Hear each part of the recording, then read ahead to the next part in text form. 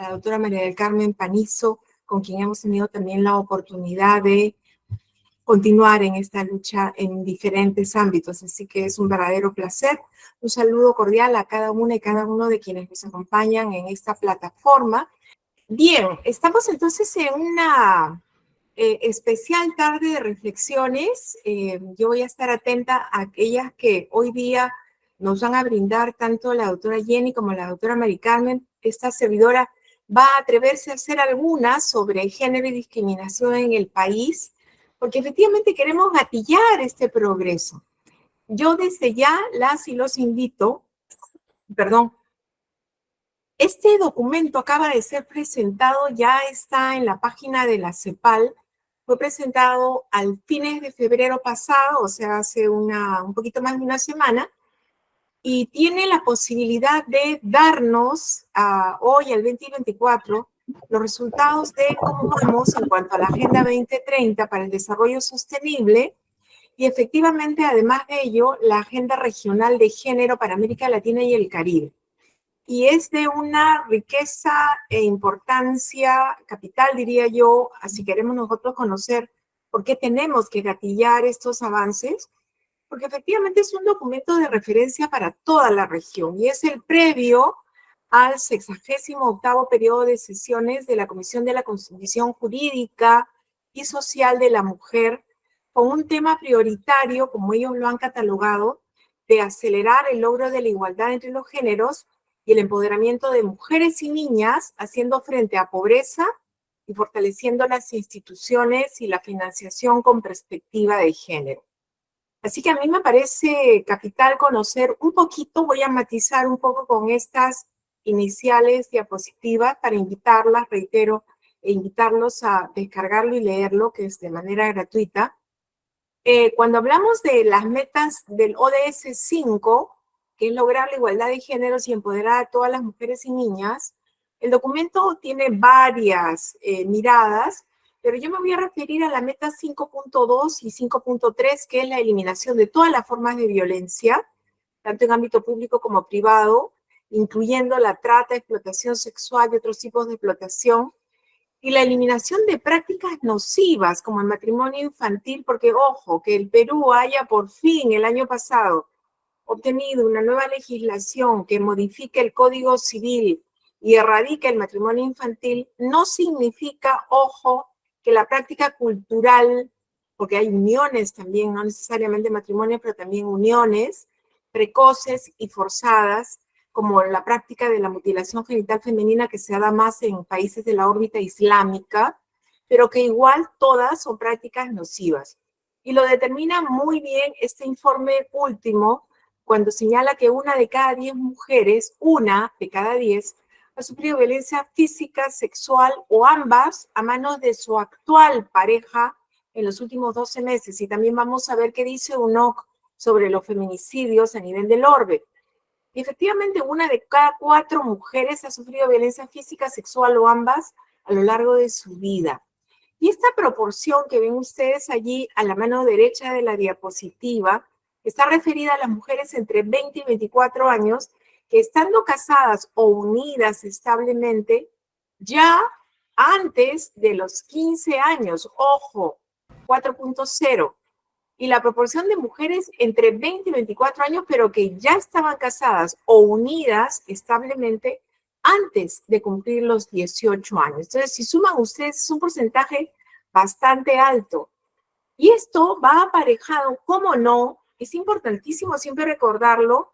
Yo lo traigo en cada exposición porque es una radiografía del ámbito actual a nivel nacional. Esta es la ENARES presentada en el 2020 con una contribución enorme del Ministerio de la Mujer, el INEI y entidades que auspiciaron este trabajo. Lamentablemente no hay otra ENARES todavía realizada que actualice esta data, pero creo que grafica lo que señala este informe regional de CEPAL y ONU Mujeres que les acabo de hacer mención. 33.2 de la población peruana, ojo, población peruana, mujeres y varones, considera que la mujer que es infiel a su esposo o pareja debe ser castigada por él. El 18,6 de la población peruana, de estos 33 millones de habitantes en este maravilloso país sigue pensando que el hombre cela a su esposa o pareja porque la ama. Por supuesto, estamos hablando de una posición cultural, de una tradición que hace, diría yo, de la distorsión un ejemplo clarísimo de lo que no debe darse. Los celos, la celopatía o cualquier forma de restringir las libertades de la pareja, sea que provenga del varón o de la mujer, pero normalmente es del varón hacia la mujer, lamentablemente no es una demostración de amor. Es una demostración, si gustan ustedes, de falta de autoestima de quien cela, de inseguridad, es una falta de posibilidades de afrontar con igualdad de términos un diálogo que nos lleve a la tranquilidad y seguridad, porque nadie quiere vivir inseguro con la pareja, ¿no es cierto? El 27,2 cree que si la mujer le falta el respeto a su esposo o pareja, merece alguna forma de castigo. O sea, es un consentir, es un tolerar, es admitir que todavía las mujeres, bajo la férula del marido, pueden ser castigadas físicamente. El 26% de la población peruana, ojo, mujeres y varones, reitero, de la población peruana, considera que la mujer siempre, repito, el adverbio temporal es siempre, debe estar dispuesta a tener relaciones sexuales cuando su pareja lo desea. Pero perdón, ¿no era que siempre se prevalece el libre consentimiento, la voluntad, la autonomía de cada ser humano? ¿Por qué esa cuarta parte de la población peruana, más allá, 26% incluso, piensa que la mujer no puede oponerse al deseo del varón?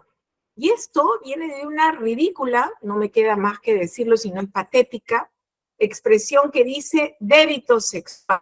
Cuando escuché yo esto alguna vez en mi juventud, débito sexual, que implica, ojo, que en la relación, la libertad sexual de mujer y varón debe ceñirse a una tradición, desnaturaliza, como ustedes comprenderán, absolutamente lo que es la libertad sexual en la pareja, y porque efectivamente debe siempre estar la libre voluntad, el consentimiento de ambos. Ya, pero esta es la cereza del helado. El 52,7% de la población peruana, varones y mujeres en este maravilloso país, considera que la mujer debe cumplir primero su rol de madre. Ah, o sea que todas nacimos para ser madres. No, esa es una gran mentira. Ese es nuevamente un estereotipo cultural, es una manera de encasillar a la mujer como si la única posibilidad que tiene de desarrollo es ser madre. Y eso es una mentira, porque las mujeres hemos venido al mundo para desarrollarnos individualmente conforme a nuestras capacidades, oportunidades, y si queremos ser madres, debe ser porque lo definimos nosotras mismas en acuerdo, por supuesto, con nuestras parejas. Pero, o si quieres serlo individualmente, también puede ser una decisión voluntaria por inseminación artificial. Pero no es una mujer incompleta, es una mujer completa que no necesita ser madre para tener esa completitud. Y por eso ese pensamiento de que primero debe cumplir con su rol de madre parte de una idea totalmente desnaturalizada. Y cuando dicen que debe cumplir con su rol de esposa, ¿quién dijo que todas nos vamos a casar? ¿Y quién dijo que todas vamos a ser amas de casa? Quiere decir que el estereotipo cultural predetermina a la mujer a que sea madre, que sea esposa o ama de casa, y que solo cumpliendo esos roles después, o sea, solo después, podrá realizar sus propios sueños. Las astronautas del futuro, las peruanas astronautas, las ingenierías, todo lo que está dentro del campo de las STEMs, tecnología, también no podrían entonces definir su idea en el desarrollo personal. Entonces, cuando me refiero a estereotipos, recordemos, es este comportamiento sexual, moral de las mujeres que está vinculado al hecho de que nos valoren principalmente por la capacidad reproductiva.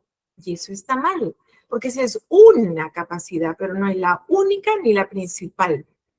Y se le exige estar a la altura de esos ideales sobre la maternidad. Y la que decidió no ser madre. Y por favor, si yo lo pongo en la versión espejo hacia los padres, lo primero que ustedes deben recordar, porque seguramente todos los que me escuchan y las que me escuchan saben perfectamente lo que son las denuncias por la omisión a la asistencia familiar de muchísimos padres que no cumplen. Para eso está el REDAM, el Registro de Deudores Morosos Alimentarios, que ahora, hasta irónicamente, el Día del Padre, el Día de la Madre, ¿no?, y sobre todo el Día de San Valentín, el Poder Judicial mismo publica unos memes para que se recuerde que primero tienes que cumplir con tu obligación de padre. Y las demandas que en gran mayoría saturan los juzgados de paz letrados son de alimentos. Entonces, no es que todos los hombres nacieron para ser padres tampoco, y todas las mujeres tampoco nacieron para ser madres. Porque ese estereotipo lo que tiene como consecuencia es perjudicial para la libertad de las mujeres. Porque la impresión de que una mujer es incapaz de cumplir las expectativas de esos estereotipos impuestos está desgraciadamente limitando su campo de acción.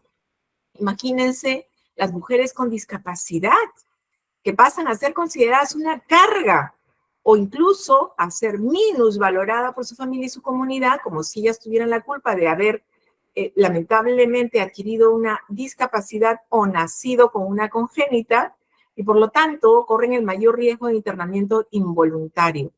O las PAN, las personas adultas mayores, que siendo mujeres ancianas tienen esta persecución, encierro, por la idea estereotipada de que, bueno, ya no sirven porque han superado la edad de procrear y por lo tanto tienen mayor valor social.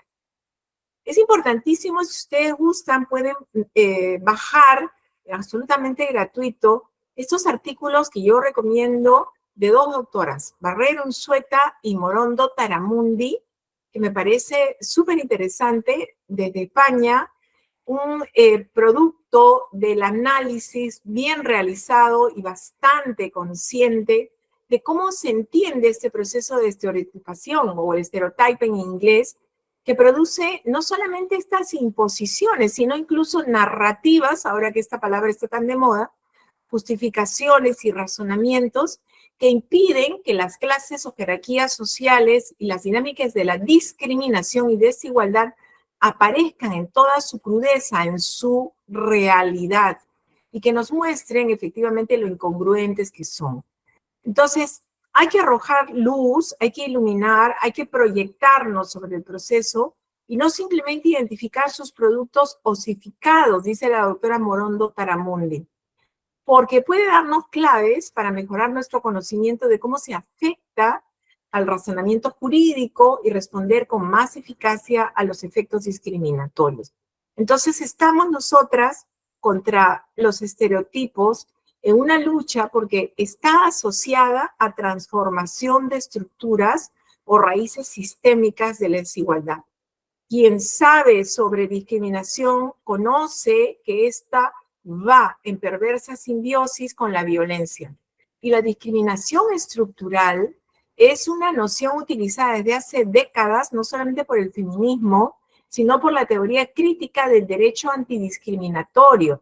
Y por supuesto con posiciones más institucionales para que se pueda apreciar en todas las dimensiones o manifestaciones de la desigualdad, que son las que ocasionan retraso, no permiten el avance de la mitad del mundo. La investigación de Machilot también les puede resultar interesante. Yo traigo dos frases.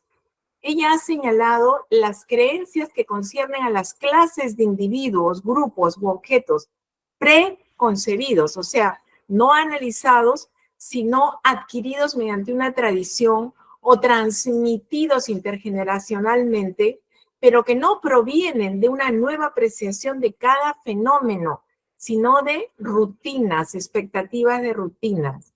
Y eso es lo que señala como estereotipos estables, codificados, de la relación y de la historia, cuyo poder simbólico motiva todas las conductas que desarrollamos los seres humanos, que están demostradas en esa visión de la Henares a la que acabo de hacer mención.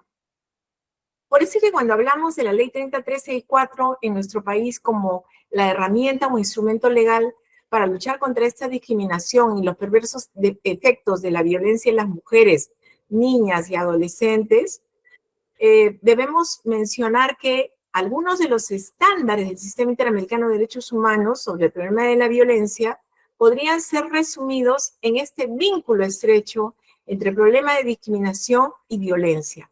Por eso la necesidad de descubrir en el análisis razonado de cada uno de los casos sometidos a jurisdicción o a fiscalía o en los entes que junto con la organización judicial trabajan en favor de la erradicación de la violencia, analizar dónde y cómo se transmite este estereotipo y cómo ha influido en la vida de las mujeres para destrozar sus sueños y perjudicarlas gravemente con un número increíble de violaciones, como en el caso Camila, que si ustedes recuerdan, el año pasado el Estado peruano ha sido sancionado por el Comité de Derechos del Niño por un caso de violación sexual de una niña que desde los 9 hasta los 13 años fue víctima del apetito sexual de su propio padre biológico. El padre está ahora condenado, pero el caso Camila es un caso emblemático para nosotros porque no solamente llama la atención al Estado peruano sobre lo que debe hacer para prevenir este tipo de violencias, sino además cuáles han sido los fallos, tanto en el sistema de justicia como en el sistema de salud, y por qué hay que traducir al quechua, si ustedes tienen la bondad de leer este importantísimo dictamen, para que la población peruana quechua hablante también lo conozca. Entonces, regresemos a este documento presentado a fines del mes pasado por CEPAL y ONU Mujeres para lograr la igualdad entre los géneros. Y la expresión más extrema de la violencia de género es el femicidio o feminicidio, como le llamamos nosotros. Y acá está la tasa por cada 100.000 mujeres y total de víctimas en el 2022. Y lo que he puesto en esa flecha y círculo azul es la tasa de 0.9 en Perú.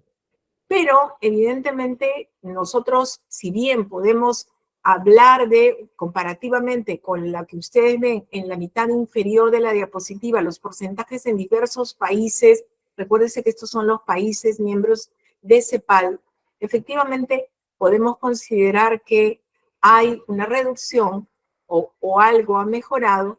Sin embargo, no podemos dejar de trabajar por la reducción total, porque esto significa privar de la vida a un gran número de mujeres que ahora vamos a ver de acuerdo a la estadística de UNOC a nivel América Latina. Y ojo, más del 70% de las víctimas de feminicidio tenían entre 15 y 44 años. Y son 338 mujeres por mes, lo que quiere decir que son 11 por día víctimas de estos feminicidios por razón de género. El progreso, entonces, ya para concluir con el informe de CEPAL y ONU Mujeres, el progreso en el cumplimiento de las metas de los ODS no está llegando al nivel, porque ya quedan 6 años, ya estamos casi próximos al 2030, donde se cierra este periodo de implementación con todas las metas. Yo quiero que ustedes me sigan, por favor, con el ODS 5, que está con la flecha azul a la izquierda, y vean que a nivel de América Latina tiene 4 cuadrados en color amarillo, que significa que tiene una tendencia correcta para las metas 5.3, 4, 5, 6, y que la que esté en verde significa que la meta es posible de lograr al 2030 o que se alcance con la tendencia actual. Sin embargo, a nivel del mundo, esto no es similar, está en el siguiente reglón. Como ven ustedes, sí, la tendencia amarilla es correcta, pero el verde nos implica que todavía, si bien estamos en la tendencia correcta, pero no es un logro aún. Muy bien, tomando en cuenta estas pautas, entonces, de análisis presentado recientemente, vamos a formularnos estas preguntas. ¿Cómo lograr que los avances contra la discriminación se incrementen o mejoren? Recordemos que son principios jus cogens, aquellos 2 términos de lo que hemos hablado, igualdad y no discriminación. Entonces, ¿por qué se afirma que se transfieren o se transmiten intergeneracionalmente y que los estereotipos de género se perpetúan y cómo erradicar estos patrones discriminatorios? En primer lugar, tener en cuenta esta data, porque estamos dentro de una región, como ustedes acaban de visibilizar en esa última de las diapositivas del informe CEPAL.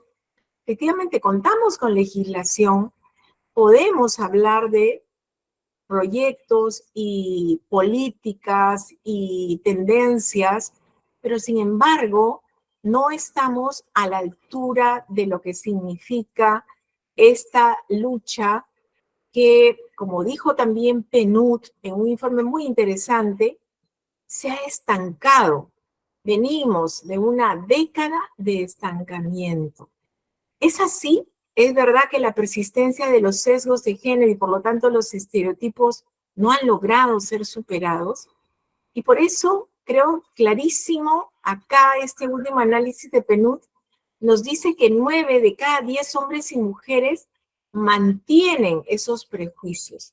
Es decir, los logros del siglo XX y los logros del presente siglo no han incidido en una modificación cultural que realmente permita visibilizar avances concretos. Ahí ven ustedes a nivel de política, educación, economía o integridad física, que todavía no es posible, y hay mucha gente que lo sigue pensando, que las mujeres gocen de los mismos derechos que los hombres como un determinante esencial para la democracia.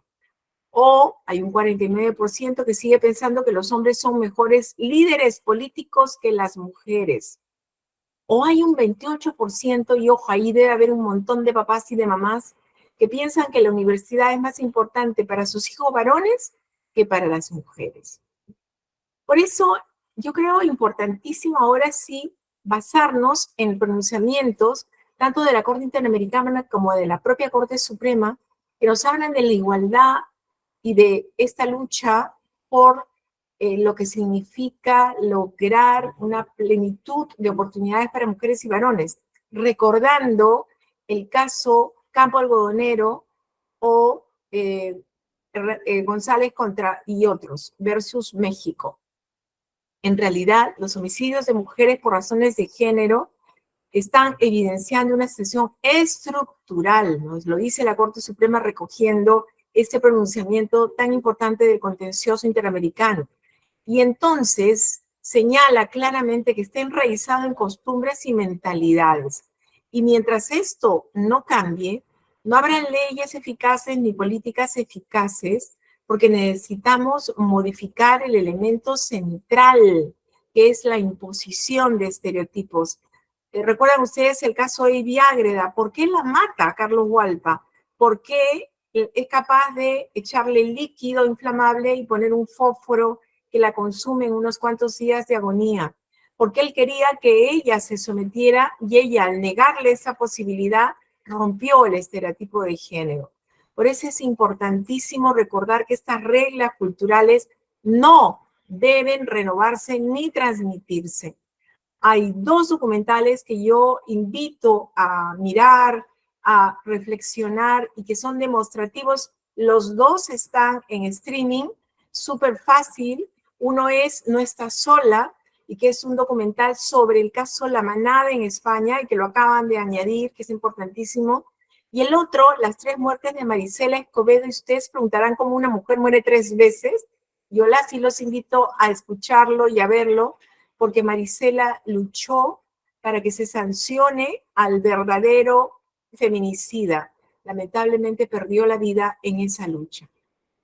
Cuando la representante especial del secretario general de Naciones Unidas para la violencia contra la mujer señaló que fueron la combinación de medidas de confinamiento durante el COVID, más las dificultades financieras porque hubo una crisis económica de la que ahora todavía nos cuesta salir, y la incertidumbre generalizada porque en verdad todos veíamos a nuestro alrededor cómo fallecían tantas personas, esto permaneció que recrudeciera el patriarcado. Entonces, no estamos hablando de una teoría, de una cuestión abstracta, sino de una realidad permanente que envalentona, lo dice la propia relatora, a los maltratadores.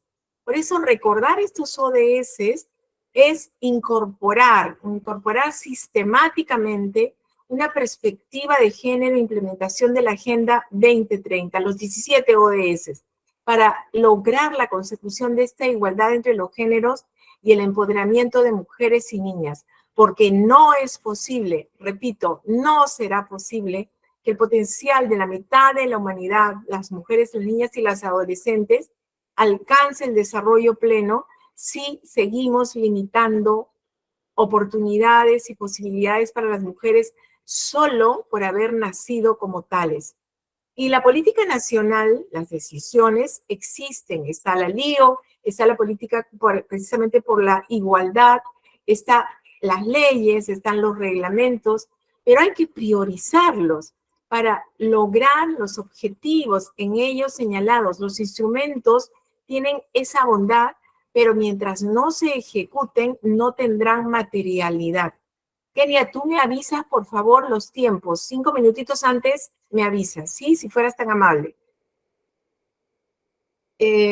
Recordemos que la Constitución Política habla del derecho de toda persona, toda mujer y todo varón a la igualdad ante la ley, artículo 2.2. Entonces, se proscribe la discriminación entre varios contextos, también por género o por sexo. Y la CEDAW, que es la Convención para la Eliminación de todas las formas de discriminación contra la mujer, y es importantísima. Nosotras, las mujeres, hablamos de la CEDAW y de la de Belén do Pará reiteradamente. Ojo que la CEDAW va a cumplir 45 años, ya está cerca. La Belén do Pará tiene 30 años. Y acá también hablo de la Declaración y Plataforma de Acción de la Cuarta Conferencia Mundial sobre la Mujer, Beijing, que va a cumplir ya 30 años, está cerca. Son compromisos internacionales, junto con nuestro compromiso constitucional, para alcanzar esas metas de igualdad, desarrollo y paz en favor de las mujeres. En el Poder Judicial se hacen esfuerzos todos los días y tenemos instrumentos como este, que es autorizado por el Consejo Ejecutivo del Poder Judicial para la transversalización del enfoque de género en el Poder Judicial peruano.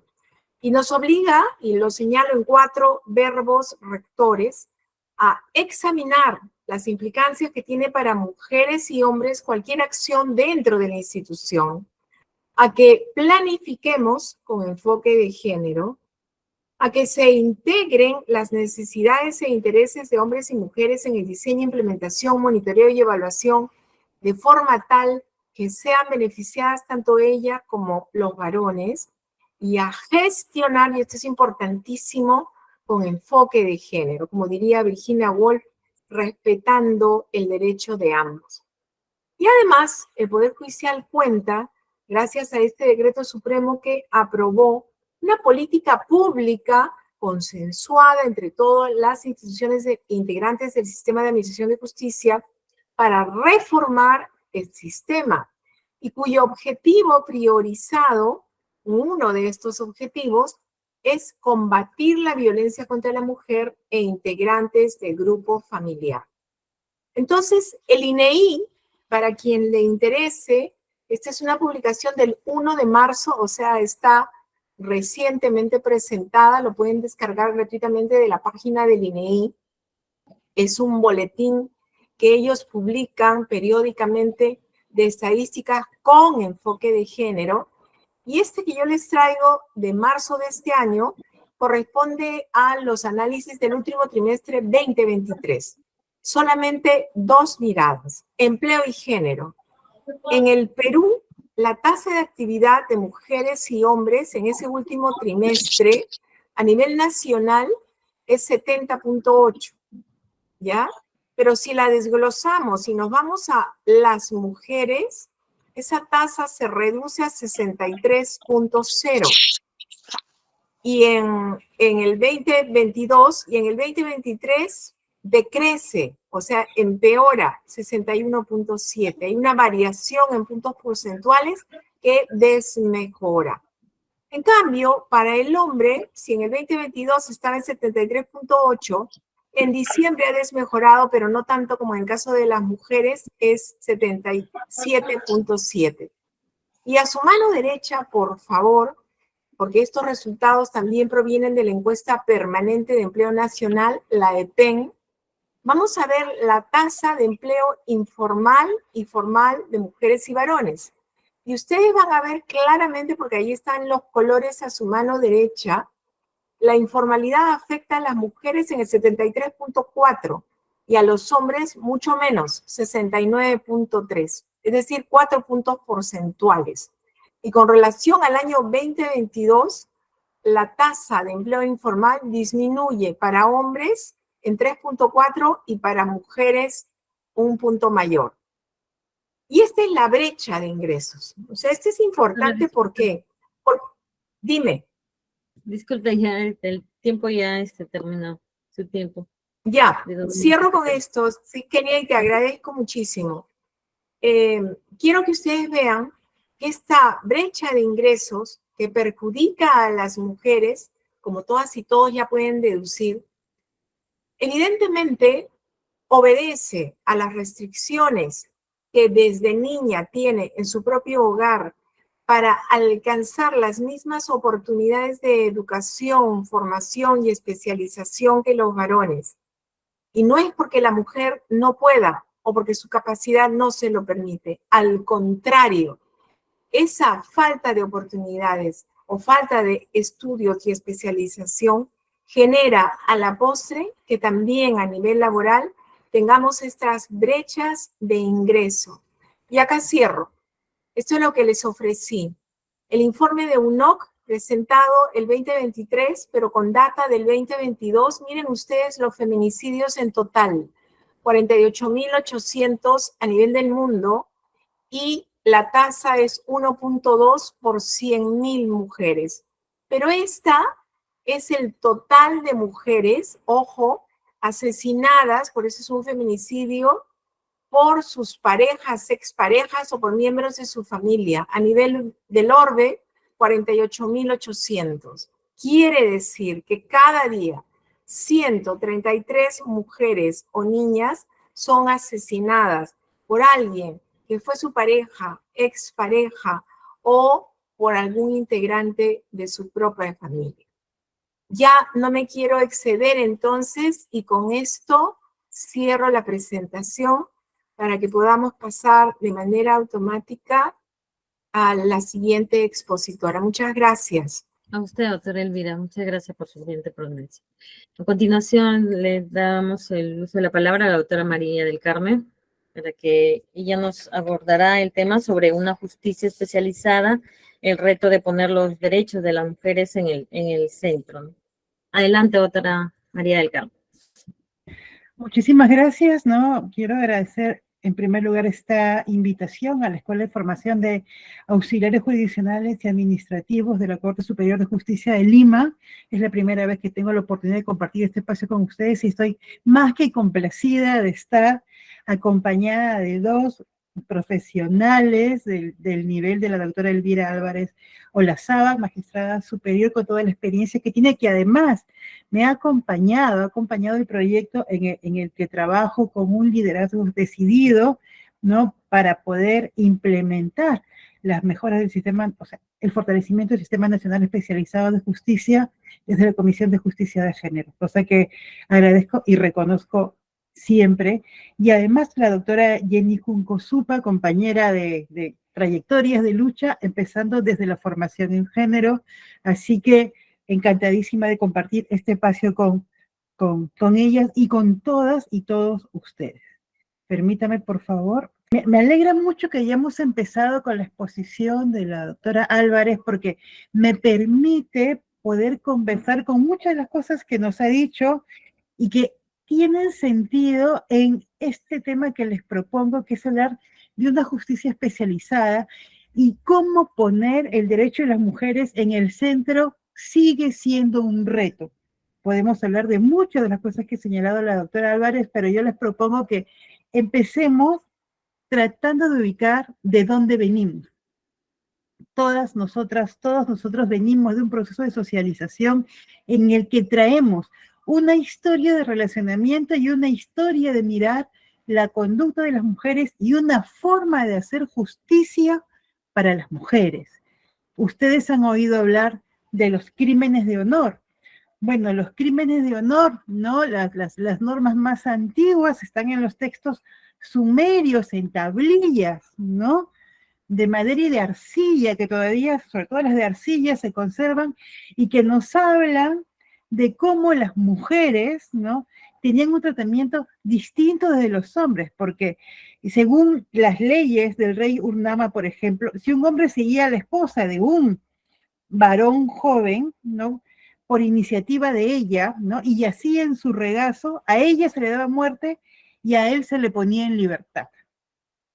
No, estamos hablando del año 2095 antes de Cristo. Sumemos los años que ya tenemos nosotros, 2023, y estamos hablando, ¿no? De más de 4100 años, ¿no? En los que el tratamiento diferenciado hacia hombres y mujeres, la sospecha del adulterio para las mujeres era la muerte y para los hombres era nada, ¿no? Ya desde ahí hay un sentido común. Miren ustedes el dato que nos ha presentado la doctora, ¿no?, Álvarez respecto de la INARES. Más de un tercio de la población peruana cree que las mujeres, ¿no?, que han cometido adulterio deben ser castigadas o disciplinadas. ¿Por qué? ¿No? Y eso ocurre lo mismo respecto de los varones. O sea, miren esa herencia que todavía la tenemos incorporada por miles de años. Hablemos de la cacería de brujas, ¿no? Y tenemos el texto del Maleficus, del Malleus Maleficarem, ¿no? Un texto al martillo de las brujas, que dio lugar a 2 siglos de persecuciones, y que además, si ustedes leen ese libro, no hay forma de que las mujeres se libren de un juicio, ¿no? Porque si la mujer parece inocente, es que estaba el diablo detrás de eso. Y además había que torturarla para que se declarase culpable. Porque si no se declarara culpable era que estaba haciendo brujería y siendo ayudada por el diablo. No había forma de que las mujeres salieran indemnes de estas formas de justicia que estaban pensadas para que siempre fueran culpables. ¿Ustedes han escuchado hablar de la corrección marital? Son normas del medioevo, donde se permitía que los esposos ejercieran violencia de todo tipo contra las mujeres porque se entendía que era una forma de corregir su comportamiento y su conducta. Y si pasaban dentro del espacio del hogar, pues no había que meterse. Ay, y eso en alguna ocasión que hicimos un curso virtual, me acuerdo con Cintia Silva, ella identificó en Inglaterra una sentencia que le llamaba la atención a un esposo, no porque no tuviera el derecho, ¿no?, de castigar a su esposa, sino que no podía hacerlo de una manera tan cruel, había sido tan cruel que casi la había, o sea, que toda la comunidad se había indignado. Entonces, no, pues no podía ser tan cruel, que la castigara, pero no tanto. ¿No? Esos son el tipo, ¿no? Ese es el tipo de justicia que conseguían las mujeres, ¿no? Entonces, las mujeres podían tener la posibilidad de ir a algún espacio porque había instancias de justicia, pero ellas accedían a esa justicia, bueno, accedían a la justicia que era la que les correspondía de acuerdo a las normas, pero esta justicia tenía en el centro sus derechos, por lo menos, si no eran sus derechos, su bienestar. Se le entendía a ella siquiera como sujeto de algún beneficio, porque ya no derechos, pues no. No, miren, y estamos hablando desde el más antiguo, hace 4000 años, hasta algo de hace unos 200, 300 años, y sigamos hablando. Los malos tratos. La corrección marital se daba dentro del hogar, pero los malos tratos eran las violencias que sufrían las mujeres en otros contextos, ¿no? Fuera del hogar, si la maltrataba alguien en la calle, si alguien la golpeaba o la violentaba, fuera de las familias, porque el padre, el hermano, el esposo, los hijos tenían derecho a violentarla, pero hacia afuera no. No, o sea, no había tanta justificación, y entonces sí podía haber algún tipo de sanción, porque se entendía que en realidad a quien se estaba violentando también era el honor de los hombres de la familia de ella. Entonces, los malos tratos era más posible que fueran vistos, ¿no?, y fueran sancionados de alguna manera en los espacios. Pero, ¿y si estos malos tratos en realidad tenían que ver con acusaciones de violencia sexual? ¿Qué creen que pasaba? La defensa de los agresores era acusar a las mujeres de adulterio, ¿no? Y había una enorme propensión a no creerle a las mujeres. Entonces ahí había toda una colusión de situaciones que ponían a las mujeres en en una enorme posición de desventaja. Y para no irnos muy lejos, ¿se acuerdan ustedes de la sevicia en nuestro Código Civil de 1984? Cómo estaba permitida la violencia y el juez tenía que evaluar si esta violencia era adecuada o no de acuerdo al nivel educativo de las mujeres víctimas. Y esto lo hemos tenido hasta el 97, ahorita, hasta hace tan pocos años. Entonces, muchos de nosotros hemos nacido en un contexto donde las propias normas propiciaban, ¿no? No nos protegían de situaciones de violencia. Hemos visto, y nos ha señalado bien la doctora Álvarez, toda la evolución normativa y los derechos que tenemos ahora. Pero ¿qué tan lejos están? Puede que algunos cambios normativos existan, pero en la cultura y nuestra manera de entender la justicia todavía la sigue justificando, de acuerdo a los datos que todavía siguen circulando en la ENARES, ¿no? La ENARES que es del año 2019, que es de ahorita. Ustedes seguro conocen este bolero que me acuerdo que cantaba Iván Cruz, Señor Magistrado. ¿Lo conocen? ¿Alguno lo conoce? Ahí se acuerdan que no pido clemencia, ¿se acuerdan? Pero que era muy derecho. Ella fue culpable, ella me engañó. No voy a cantar, pero tal vez ustedes conozcan el bolero, ¿no? Era un feminicida, ¿no? Que dice, yo hablaba todavía, y estamos hablando de hace pocos años, ¿no? Algunas décadas, yo he escuchado el bolero, ¿eh? Así que seguramente algunos de ustedes también, donde se habla, ¿no? O sea, ella me engañó, entonces basta la vergüenza para pagar lo que he hecho. No, yo no tengo nada que ver con el asunto, a mí me provocaron. Entonces, eso está tan inscrito que lo cantamos, está tan inscrito que está en la literatura que consumimos. ¿Algunos se acuerdan del cuento del alfiler de Ventura García Calderón? ¿Se acuerdan este cuento que nos lo hacen leer en el colegio? Yo me acuerdo que en el colegio a mí me llamó mucho la atención este cuento, porque es uno en el que a una señora, su marido la mata porque sospecha de que ha estado con el administrador de su hacienda. Y cuando el suegro decide, el papá de esta señora se da cuenta de que ella está con un alfiler clavado en el corazón, va a hablar con el yerno y le pregunta directamente, ¿ella te faltó?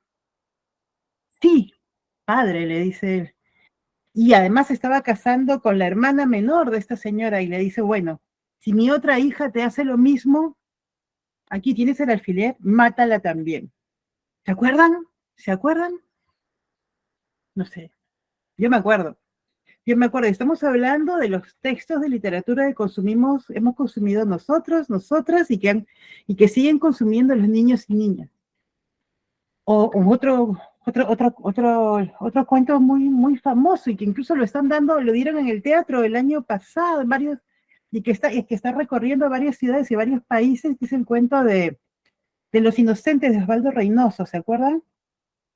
Si lo han leído, es un cuento muy famoso, tal vez el mejor cuento escrito por Osvaldo Reynoso, pero hay un personaje que es admirado por todos los muchachitos, que se llama el Cholo Plantado. Y él es famoso, ¿por qué? Por haber matado a la mujer infiel. Fue a la cárcel y todo, pero tiene la admiración de la collera, del grupo, del barrio. Entre ellos quieren ser como él. Entonces, ¿qué tenemos? ¿Qué tenemos nosotros y nosotras como discursos cuando venimos de miles de años en el que hay un sentido común sobre cómo tenemos que juzgar a las mujeres y donde los espacios de justicia no han tenido los derechos de las mujeres en el centro, sino que han respondido al sentido común sobre la mujer como objeto de objeto de tráfico, objeto de uso, objeto de abuso, pero no ha estado en el centro. Y nosotros y nosotras mismos en nuestras generaciones tenemos alrededor muchísimos discursos que pueden ayudarnos a entender por qué todavía la sociedad peruana en su conjunto y mundial también todavía tiene muchos discursos que están alineados a esta historia de maltrato, a esta historia de descentramiento respecto de los derechos de las mujeres y que están claramente en los datos que nos ha presentado la doctora Álvarez a partir de la ENARES, por ejemplo. Yo les voy a compartir, espero que salga bien, un video en YouTube. Las mujeres y las niñas son líderes, impulsoras de cambios, cuidadoras y encargadas del mantenimiento de la paz. Pero aunque tienen una función empoderada en nuestras sociedades, las mujeres y las niñas siguen teniendo que luchar por sus derechos. ¿Cuánto hemos avanzado y cuánto trabajo queda por hacer? ¿Cómo puedes impulsar esta lucha por la igualdad de derechos? La lucha de las mujeres por la igualdad de derechos comenzó hace siglos. El año 1848 supuso un hito para el movimiento por los derechos de las mujeres con la Convención de Seneca Falls, en la que las activistas reclamaron públicamente sus derechos civiles, sociales, políticos y religiosos. En 1893, Nueva Zelanda demostró al resto de activistas del mundo que era posible lograr el derecho al voto igualitario a través de la defensa de los intereses sufragistas. A comienzos del siglo XX, las mujeres de todo el mundo intensificaron sus movilizaciones por la igualdad de género y se vivió una rápida evolución de su función en el mercado laboral, con el acceso a puestos que trascendían las labores de cuidado. En 1945 nació la Organización de las Naciones Unidas como respuesta a la destrucción provocada por las dos guerras mundiales, y Eleanor Roosevelt supervisó la redacción de la Declaración Universal de Derechos Humanos. Ella fue una de las personas que defendieron con vehemencia la necesidad de subrayar los derechos de las mujeres en la declaración. Así se sentó la base para las normas y los estándares internacionales sobre los derechos de las mujeres. Durante las décadas siguientes, las mujeres empiezan a hacer historia y asumir puestos de liderazgo en el gobierno, mientras las activistas de base completan el impulso internacional, convirtiéndose en poderosos símbolos de resistencia feminista y cambio social. Esta tendencia alcanzó su punto culminante en 1995, cuando la Declaración y Plataforma de Acción de Beijing presentó una visionaria agenda internacional por los derechos de las mujeres y las niñas. A pesar de todos los avances, la llegada del siglo XXI no ha supuesto la desaparición de los estigmas patriarcales y diversas líderes ejemplares se han levantado para hacerles frente. Con la aparición de la era digital, las redes sociales se han convertido en una herramienta esencial para unir a la población en la lucha contra la injusticia. La voz de una sola mujer se oye ahora más fuerte que nunca. Las activistas de base inician movimientos sociales en línea y sobre el terreno, en todas partes, desde grandes ciudades a pueblos, inspirando a las futuras generaciones de mujeres y niñas líderes. Gracias a una incansable campaña, estos movimientos están logrando transformaciones políticas que apuntan a un auténtico cambio en la mentalidad y las prácticas relativas a la igualdad de derechos en todo el mundo. ¿Dónde estamos ahora? Un cuarto de siglo después de la Declaración de Beijing, las mujeres y los hombres deben movilizarse juntos para superar los obstáculos a los que todavía se enfrenta la igualdad de género. Deben luchar para poner fin a la violencia de género, para garantizar el acceso a la atención sanitaria, por la igualdad salarial y por una participación igualitaria en la vida política. Aún no hemos acabado. Sé parte de la generación Igualdad y permítenos seguir escribiendo la historia de forma colectiva. Muchas gracias por la atención. Voy a pasar ahora sí, a compartir. Sí lo vieron, ¿no? Voy a pasar, porque cuando comparto dejo de verlas. Entonces, por eso vamos a volver a la presentación en el PPT para avanzar rápidamente, para que no nos gane el tiempo, porque uno tiene muchas ganas de hablar. Y como ya he señalado también la doctora Elvira Álvarez, que me ha ayudado muchísimo con esta explicación, tenemos grandes hitos. La CEDAW en el 79, que Perú la suscribió en el 82, la Convención Belén do Pará, que es un tratado específico para prevenir, sancionar y erradicar la violencia contra la mujer. Fue la primera convención regional. Después de esta, que es la americana del 94, vino la africana de Maputo y vino la europea de Estambul, pero nosotros, digamos, hemos sido como la primera, somos como la región pionera, nos organizamos. Entonces, el mundo avanza, tenemos avances civilizatorios, los derechos humanos, y en el marco de los derechos humanos, los derechos de las mujeres son un gran hito, un sentido común que está luchando por instalarse. como todos los derechos, estos no se consiguen, todos lo sabemos de un día para otro, pero la lucha hace que se cambien los sentidos comunes, la forma de pensar de las personas y de las autoridades. ¿Qué ha ido pasando en el Perú? Nosotros hemos tenido en el año 2015 la ley 30364. Acuérdense que antes, ahora tenemos una ley, ¿no?, que previene, sanciona y pretende erradicar la violencia contra las mujeres e integrantes del grupo familiar, pero ¿se acuerdan lo que había antes? Había una ley sobre violencia familiar.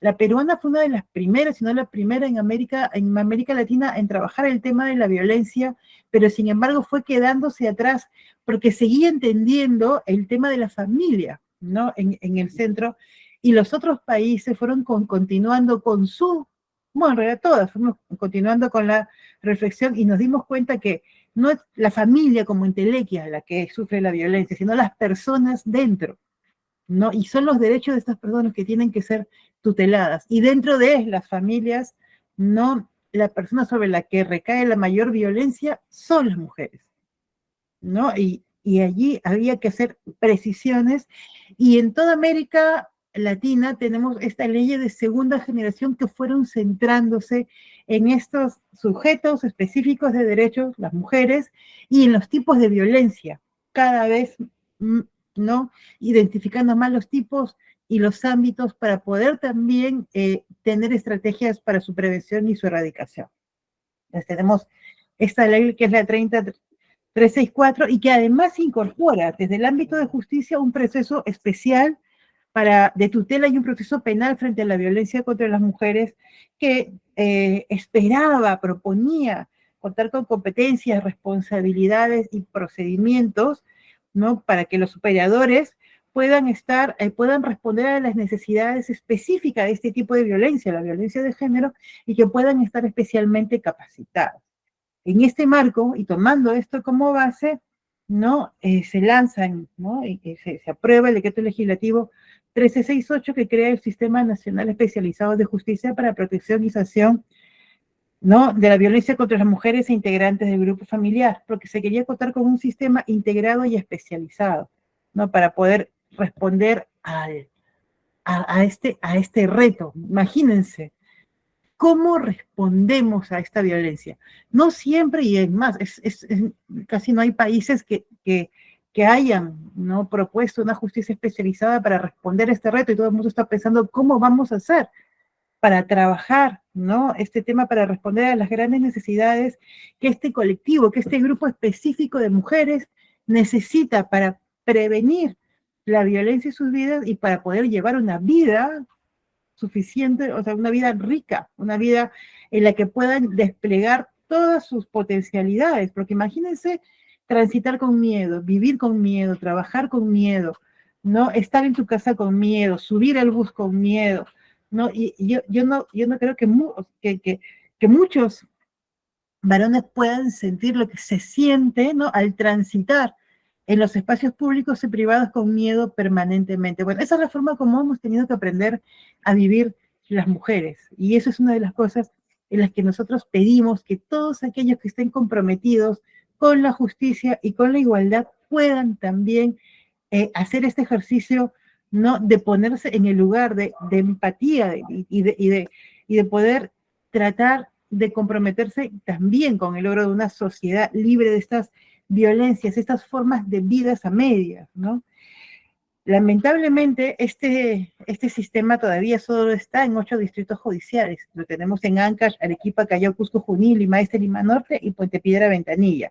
Simplemente en los territorios a partir de con los equipos de implementación del SNE, y ¿no?, están integrados por todas las entidades que conforman, ¿no?, los operadores de justicia, la policía, el Ministerio Público y el Poder Judicial, así como la Defensa Pública a través del MINJUS y los centros de emergencia mujer, ¿no?, del Ministerio de la Mujer.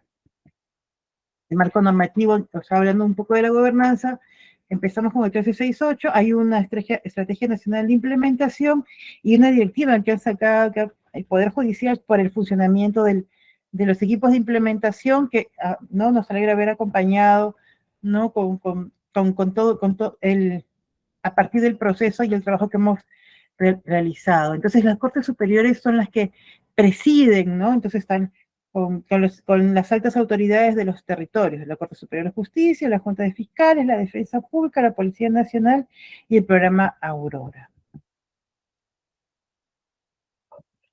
Sí, estamos trabajando mucho para poder contar con equipos de implementaciones articulados en los territorios, y en el marco del proyecto ha sido muy útil que a estas instancias se invite y se incorpore la participación de las oficinas defensoriales para esta mirada desde el enfoque de derechos humanos, ¿no?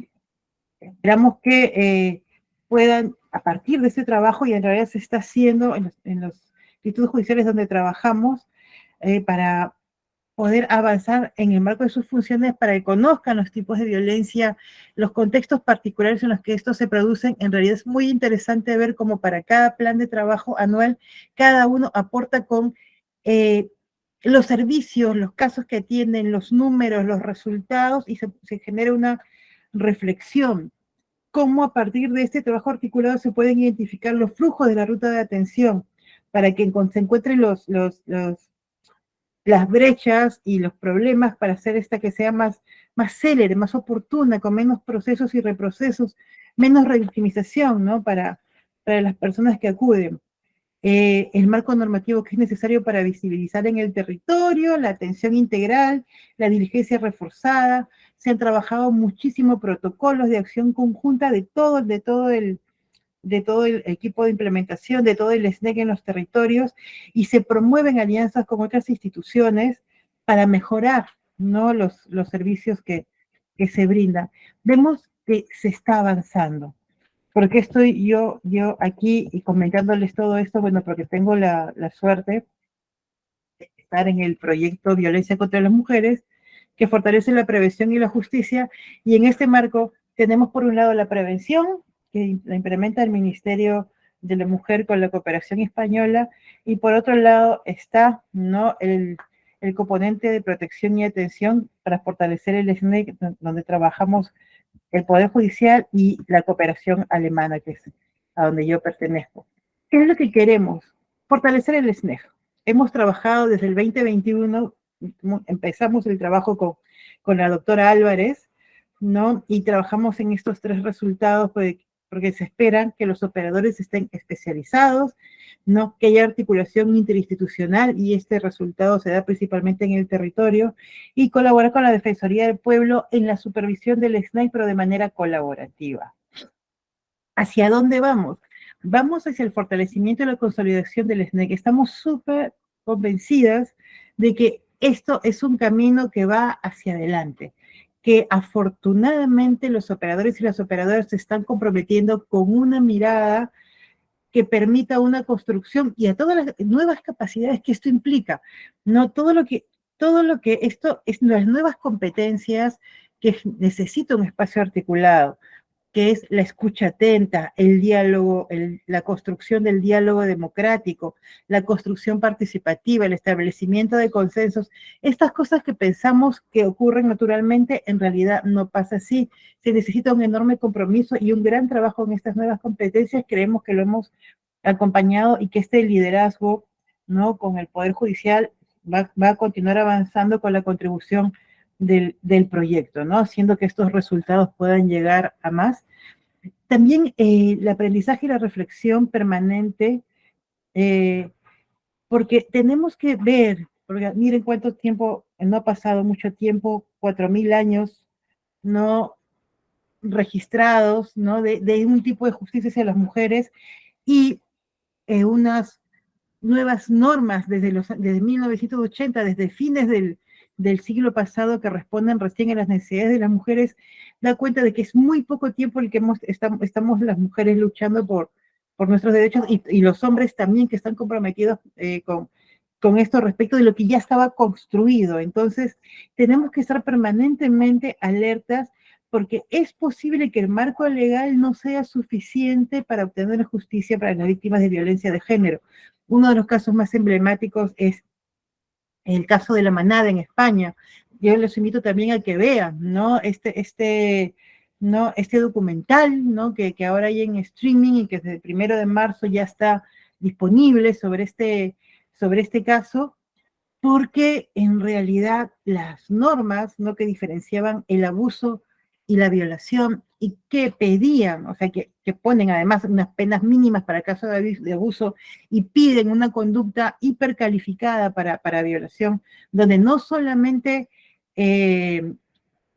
piden y exigen que todas las víctimas tengan que decir no, así estén, así sean 5, así sean muy fuertes, así estén aisladas, así estén muertas de miedo. Y en realidad no se tienen por qué solicitar conductas heroicas que exponen la vida de las víctimas. Y se pasó al siguiente sentido común, o sea, no es no, que es algo que hemos defendido durante muchos años, no es suficiente. ¿No? Se pasó al concepto de solo sí es sí, donde se pone, ¿no? En el marco de la obligación de los hombres y de todo tipo de personas que se aseguren el consentimiento. Lo importante es el consentimiento y que ese consentimiento sea válido. Si no, no hay consentimiento. Y eso es una forma de continuar avanzando en lo que realmente se necesita desde la justicia para atender esta violencia. Y quiero cerrar con una reflexión que es cómo desde la justicia se puede integrar la prevención. Porque siempre se ha pensado que la administración de justicia está relacionada con sanción y reparación, no como un mecanismo de prevención primaria, ¿no? Entonces no se ha tomado en cuenta todo el potencial que se tiene para el combate de la violencia de género desde el sistema de justicia. ¿Por qué? Porque un sistema judicial efectivo puede interrumpir el ciclo de violencia de género, porque se sancionan a los agresores, se protege a las víctimas y se envía un claro mensaje de no tolerancia. Esto contribuye a la reducción de la impunidad, de la sensación de impunidad.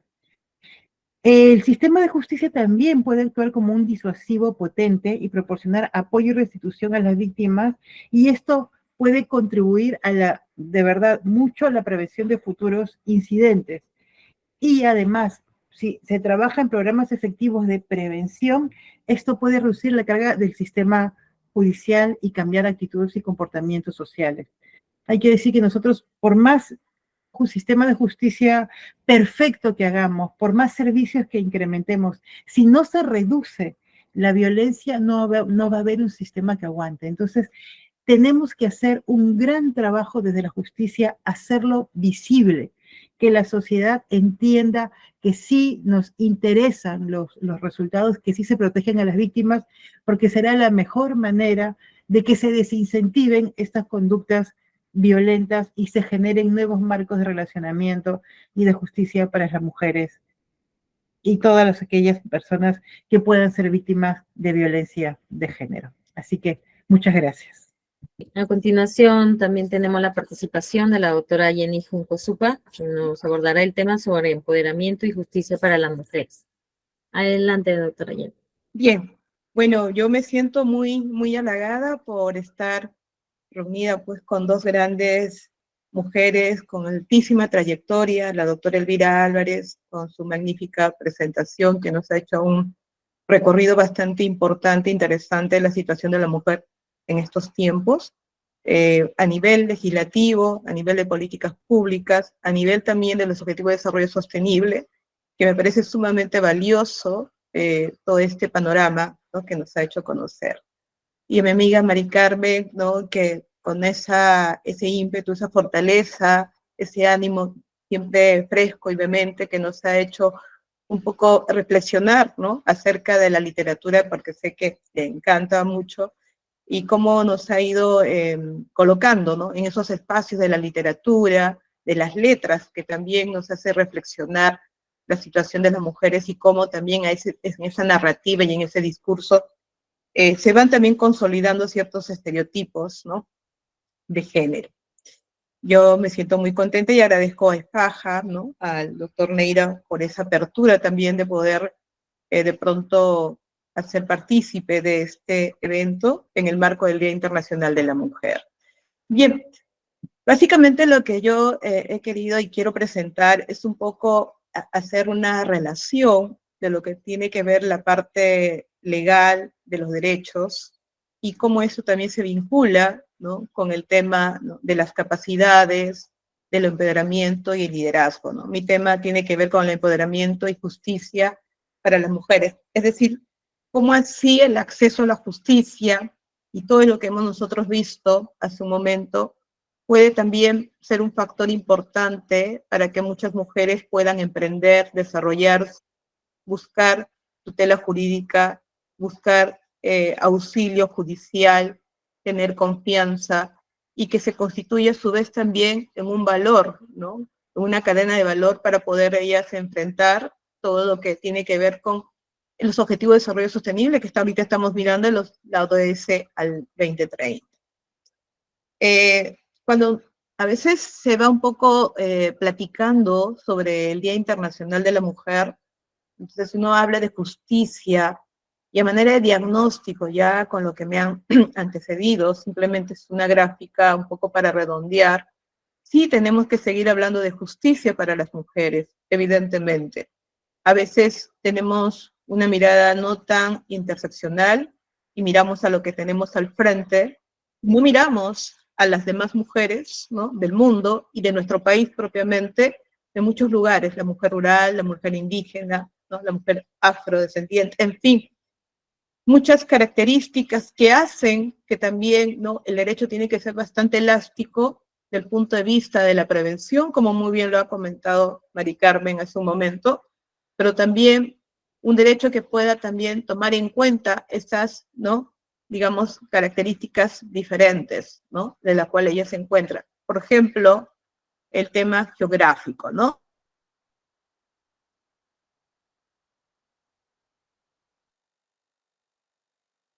Yo lo traje porque es una cifra sumamente alarmante, ¿no?, de los casos de enero a diciembre del año 2023, que casos de violencia sexual, 12.524 casos que han sido atendidos por el Centro de Emergencia Mujer a nivel.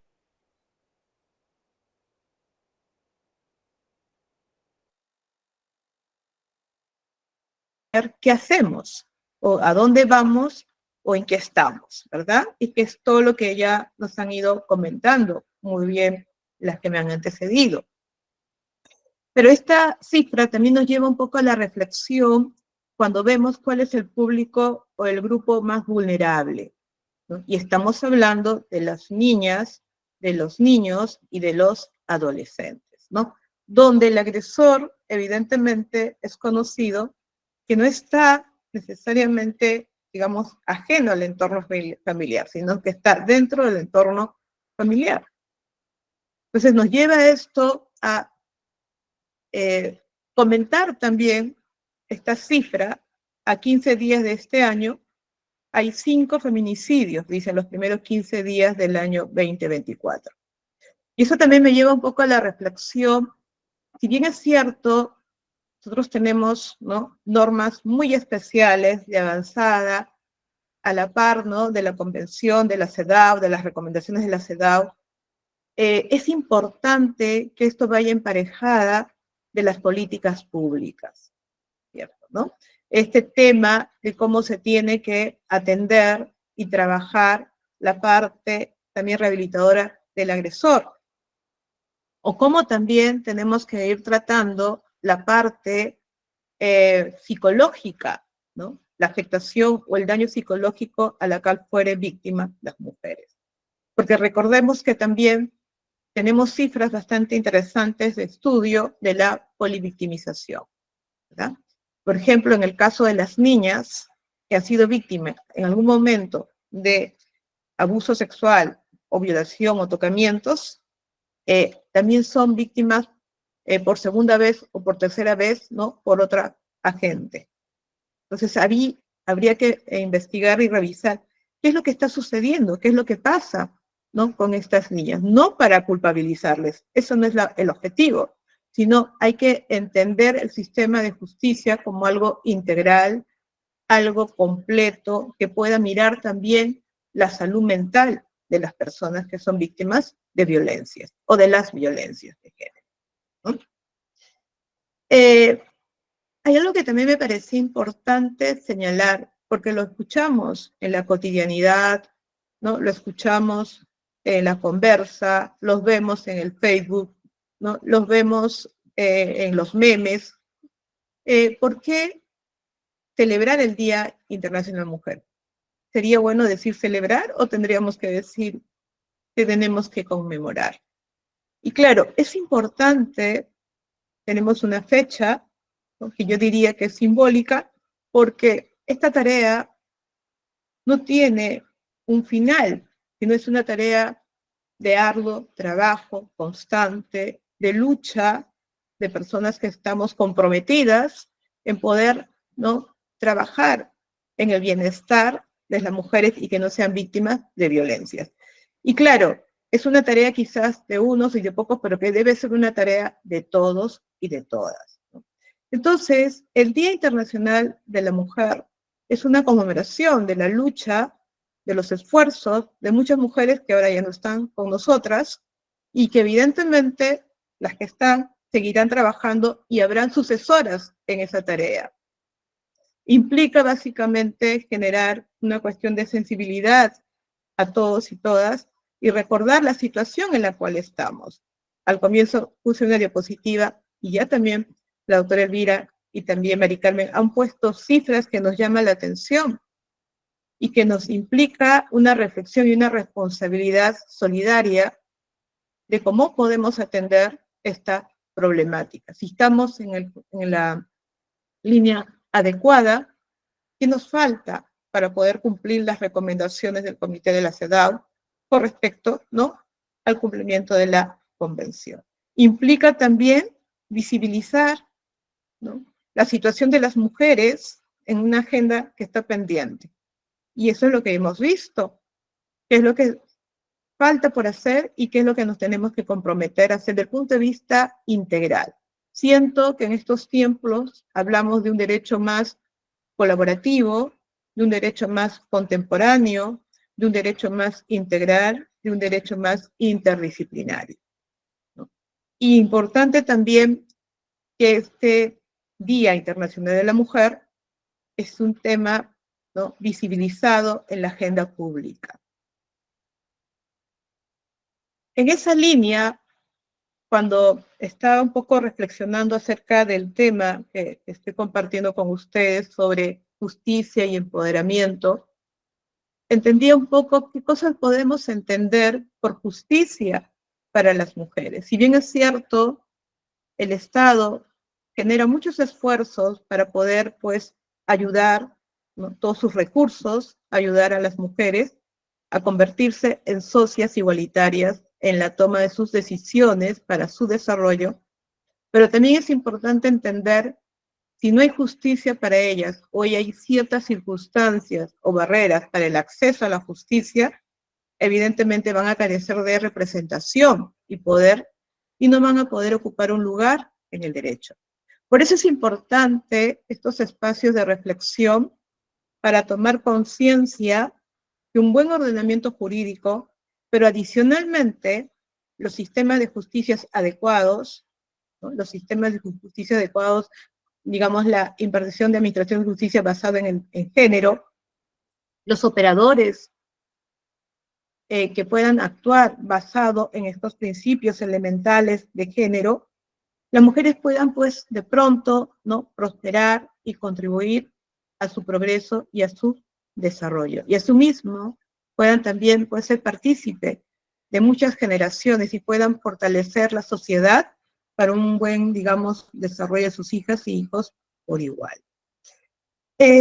Consideraba, si bien se habló ya de los objetivos de desarrollo sostenible, ¿no?, la igualdad del género, lo considero así como una herramienta. A mí me parece que es una herramienta potente e importante porque va a permitir a muchas mujeres empoderarse, ¿no?, no solo en la vida económica, sino también en todos los espacios de desarrollo funcional de las mujeres.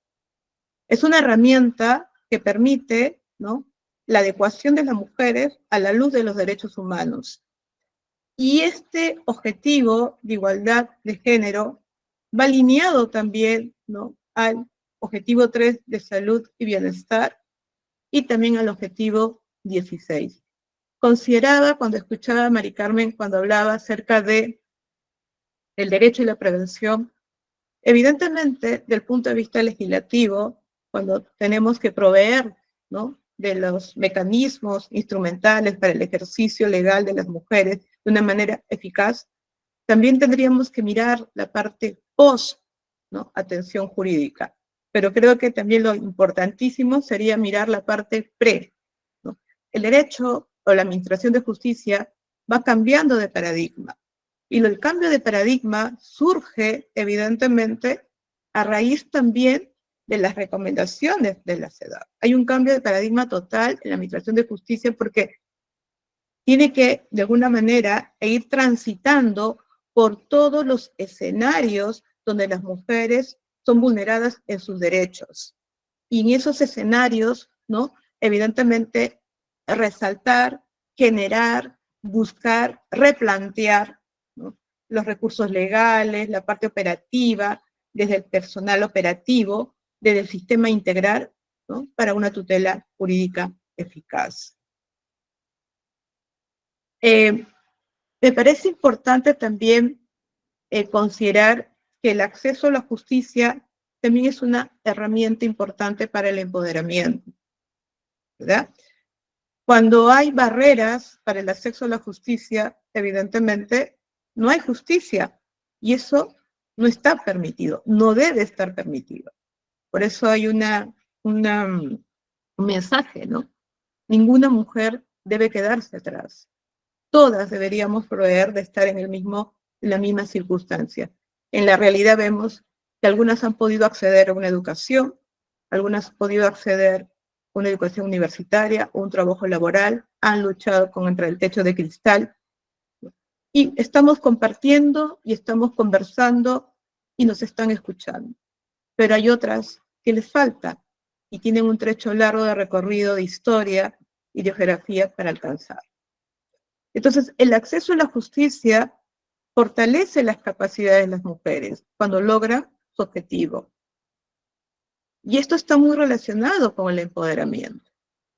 Diría yo que cuando hablamos de empoderamiento es una cuestión circular, ¿no? La justicia, el cumplimiento de sus derechos, el ser atendidas, implica, evidentemente, empoderarse.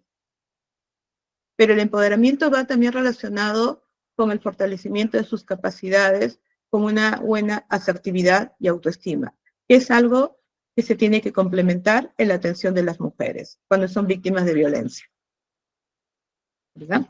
Entonces, acceso a la justicia debe entenderse, pues, como esa capacidad de las mujeres que están buscando los recursos, ¿no?, de una manera justa y equitativa, de los sistemas formales como no informales. Esa búsqueda de recursos también está muy relacionada con el empoderamiento, porque si no hay esas capacidades para esa búsqueda de recursos, evidentemente va a haber una situación de parálisis, ¿verdad? Y entonces hay otras que por el contrario son muy resilientes, y a pesar, ¿no?, de muchas afectaciones, de muchas situaciones que han podido sobrevivir de las violencias, siguen adelante, pero claro, acompañadas de esta sororidad de otras organizaciones no gubernamentales. Hablar de acceso a la justicia, a mí me parece importante entenderlo así como un medio de aplicación para los derechos humanos de las mujeres. Me parece que el acceso a la justicia contribuye a la paz, reduce el conflicto y proporciona el desarrollo económico y el desarrollo humano. El acceso a la justicia implica, ¿no?, ir en contra de la exclusión, por el contrario, ¿no?, ir con la inclusión, ¿no?, de muchas que de pronto están, ¿no?, alejadas o no están consideradas, ¿no?, como por ejemplo las personas con algún tipo de discapacidad. Y también fortalece, evidentemente, el desarrollo progresivo, ¿no?, de poder amplificar sus capacidades en muchos escenarios de la vida donde en algún momento han sido, pues, afectadas. Los enfoques que cuando hablamos nosotros de promover una justicia para las mujeres deben estar dados básicamente en una perspectiva inclusiva, ¿no? Para que ellas puedan ser, digamos, el centro de sus propias decisiones, eliminar cualquier tipo de discriminación, como ya lo hemos escuchado magistralmente, reducir la violencia, ¿no? De los diferentes tipos a los cuales las mujeres son víctimas, buscar, proveer mecanismos de desarrollo y de ascendencia, y la palabra que justo es parte de lo que estoy comentando, el empoderamiento. El empoderamiento económico es vital, pero también es importantísimo el empoderamiento, ¿no? Desde el punto de vista de la salud mental, que es lo que me interesa mucho, ¿no? Fortalecer y precisarlo. Y esto que justo voy a ir un poco comentando acerca del empoderamiento. Vemos nosotros un poco lo que nos comentaba una de las investigadoras, ¿no? Cabez, que dice que cuando uno habla de empoderamiento en el caso de las mujeres, debemos tenerlo como esta fortaleza, esta capacidad que tienen para poder tomar decisiones estratégicas con respecto al desarrollo de sus funciones, ¿no? En el ámbito social, en el ámbito familiar o en el ámbito, ¿no? Personal, ¿no? Esa toma de decisiones en espacios donde de pronto han sido negadas y ahora tienen pues que dar ciertos alicientes, ¿no? Capacidades para poder, ¿no? Entrar e ingresar. Cuando hablamos nosotros del empoderamiento, nos estamos refiriendo básicamente a la toma de conciencia, nos referimos al desarrollo de las capacidades y nos estamos refiriendo también al entorno favorable, ¿no? Son variables del punto de vista, ¿no? Internas como variables externas. Cuando hablamos de la toma de conciencia, nos referimos pues, ¿no? Que si bien es cierto, ¿no? Estas capacidades están en desarrollo o están fortalecidas, importa también tomar conciencia, enseñarles, hacer docencia con respecto a cómo tomar conciencia respecto a, ¿no? Su situación individual o su situación colectiva, ¿no? Su entorno social, político, medioambiental, ¿verdad? El desarrollo de su capacidad implica adquirir esas capacidades. Muchas de ellas han sido anuladas, otras han sido postergadas, muchas de ellas no han podido incluso acceder, ¿no? A la educación, y muchas de ellas incluso piensan que no son competentes para acceder a una educación formal. Entonces, es importantísimo, ¿no? El desarrollo de las capacidades, la adquisición de las capacidades, ¿no? Y esto les va a ayudar a poder, pues, participar de una manera mucho más activa, ¿no? De una manera individual, colectiva, participar no solamente en buscar ayuda jurídica, sino también participar en la gestión y en la generación de leyes. Y el entorno favorable está muy relacionado básicamente que las decisiones formales puedan garantizar el acceso a la información, el acceso de estas mujeres a tener un rol participativo dentro de su proceso judicial, si fuera el caso, sino que también el acceso a otras áreas de desarrollo donde puedan ellas participar. Cuando hablamos de empoderamiento, recuerdo también los aportes de Amartya Sen, ¿no? Él habla básicamente de empoderamiento, está muy relacionado con el concepto de agencia, ¿no? En que una persona cuando está empoderada, evidentemente es libre para tomar sus decisiones, porque una de las barreras que ha afectado este empoderamiento tiene que ver con el patriarcado, ¿no? Y asimismo, cuando hablamos de empoderamiento, ¿cómo nosotros podemos validar nuestras capacidades? ¿Cómo nosotros podríamos saber si lo que estamos gestionando, estamos agenciando, tiene eficacia o tiene una ruta positiva? Lo sabemos siempre y cuando tengamos un ambiente institucional que nos ofrezca esa oportunidad, ¿no?, para poder agenciar de una manera fructífera. ¿Sí? Ahora, a mí me parece importante un poco ir señalando en el tema del empoderamiento, porque a veces se habla mujeres empoderadas, ¿no?, y solo basta con algo. Esto no es tan, digamos, así de simple. Cuando uno habla de los procesos de empoderamiento, uno tiene que un poco ir revisando también la historia de la persona, uno también tiene que ir viendo la situación actual de la persona, y para eso es importantísimo también, según los estudios de investigación nos señala, que ver el tema de la autoestima. Hay una correlación muy alta entre empoderamiento, autoestima, asertividad y autonomía personal, ¿verdad? Entonces, el empoderamiento no es tan simple, no es simplemente dar, ¿no?, o generar o proveer, ¿no? Implica programas especializados de capacitación, de entrenamiento, de habilidades socioemocionales para tener, pues, mujeres con capacidades fuertes y puedan enfrentar la adversidad, ¿no?, y puedan de pronto también generarse estos propios espacios de desarrollo. Entonces, hablar de la autoestima, ya nosotros entendemos el concepto de autoestima. Yo me pregunto, las mujeres que han sido víctimas de violencia, de todas las formas de violencia, afectadas, la inseguridad propia, ¿no?, de caminar en las calles, que en cualquier momento te pueden asaltar, te pueden secuestrar, te pueden robar. ¿Cómo está la autoestima con respecto a determinados componentes?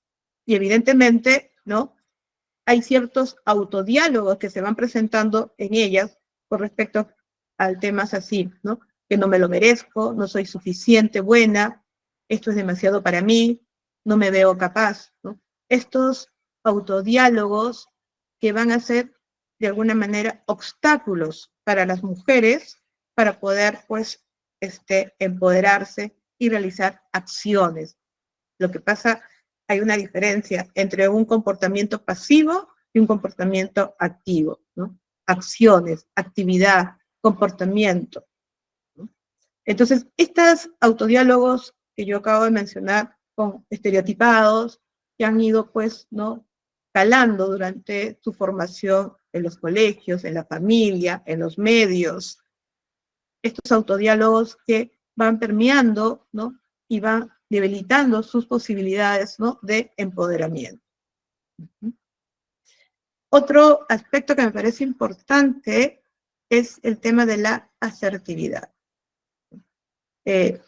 A veces he escuchado hablar de una asertividad en el sentido de uno debe señalar y decir de una manera correcta, de una manera empática, hacer conocer su punto de vista sin afectar al otro. Eso, sin afectar al otro, tiene a veces ciertos mensajes de estereotipados. La asertividad sana y saludable implica también que la persona pueda reconocer, ¿no?, al otro qué es lo que le quiere decir, y también esta persona pueda, ¿no?, señalar sus propios procesos de análisis y de juicio.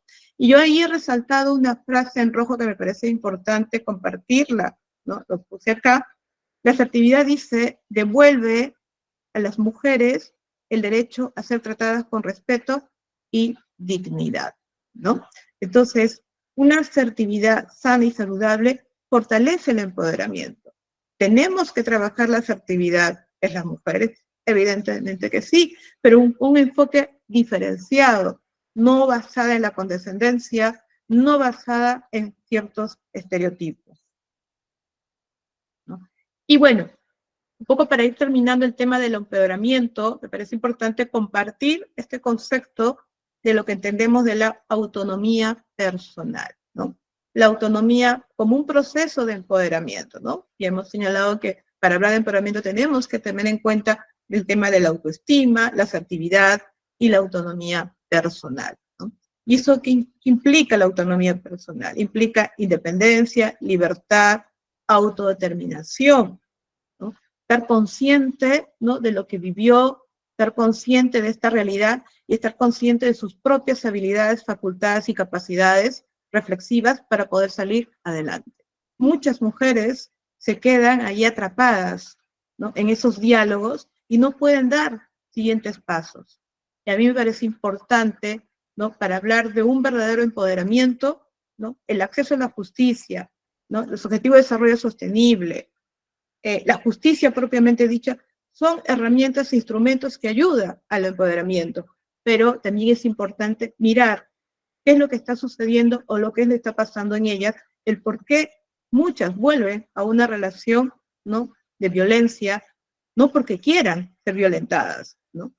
Muchas están con limitaciones para el acceso al trabajo, no tienen una economía que pueda responder, ¿no?, a las necesidades y a las demandas, ¿no?, sociales. Muchos asumen un rol de cuidadoras, ¿verdad? Y entonces todas estas circunstancias pueden, pues, de pronto también, ¿no?, constituirse en situaciones, ¿no?, que las colocan en una situación, ¿no?, de discriminación.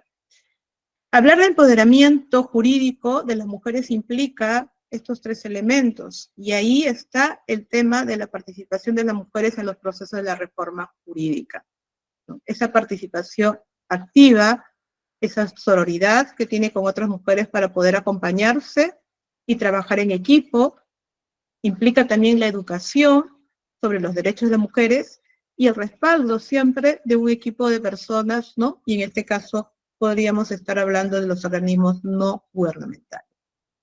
En estos tiempos se está trabajando este constructo de lo que nosotros conocemos del empoderamiento legal. Y evidentemente, cuando hablamos ya con todo lo que hemos dicho hace un momento, implica pues esa capacidad de participar en su proceso, de conocer de qué se trata el proceso judicial, de estar preparada para acceder a este proceso, de confiar en sus propias capacidades, de iniciar el proceso y terminar el proceso.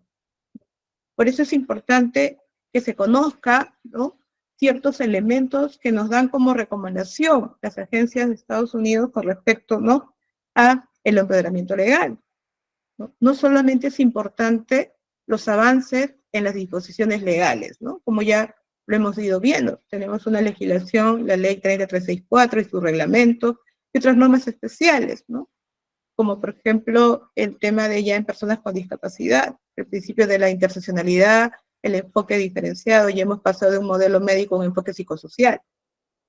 Entonces, hay aspectos legislativos de avanzada, pero importa también, ¿no?, el conocimiento de esas disposiciones legales por la población. Y no solamente por las mujeres, sino por toda la población. En este espacio están hombres y mujeres, que invita, ¿no?, a la reflexión, que invita al cambio de ciertos paradigmas en su rol de trabajo que puedan hacer, ¿no?, en la administración de justicia. Interesa también, ¿no?, que para este empoderamiento ya legal haya herramientas legales que posibilite el ejercicio, ¿no?, judicial de las mujeres. Por ejemplo, el principio de oportunidad, estoy hablando, por ejemplo, de la prueba preconstituida, ¿no?, y también herramientas legales institucionales, ¿no?, como por ejemplo los equipos, ¿no?, de trabajo interinstitucionales, cuando hablamos de protocolos, ¿no?, no solamente de una institución, sino ya protocolos donde aportan las diferentes instituciones para que sea un protocolo, pues, ¿no?, unificado. Entonces vamos teniendo ciertas herramientas importantes que tenemos que ir viendo cómo esto influye en el empoderamiento legal, ¿no? Bueno, yo quiero terminar señalando mi participación, evidentemente, con esta frase, que es la frase que en este año 2024 ha considerado las Naciones Unidas: invertir en las mujeres, acelerar el progreso, ¿no? Evidentemente, esto nos lleva a la reflexión con respecto, ¿no?, a la reducción del gasto público, nos lleva a la reducción en la inversión en el armamento, ¿no?, y dejar de lado, evidentemente, las necesidades de las poblaciones vulnerables donde las mujeres van a ser las más afectadas. Invertir en las mujeres, evidentemente, es una tarea de todos.